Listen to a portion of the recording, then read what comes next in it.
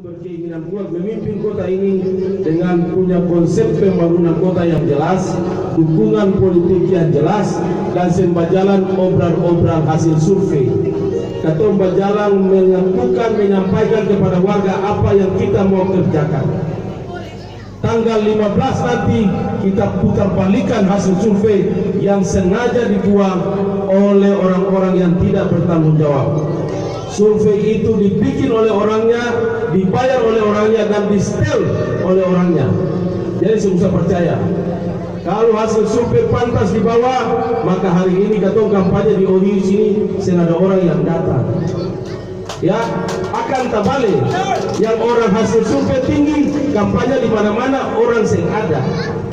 Nanti kita buktikan tanggal 15 bahwa kita lah yang memenangkan pertarungan ini dengan kita ke TPS. Coba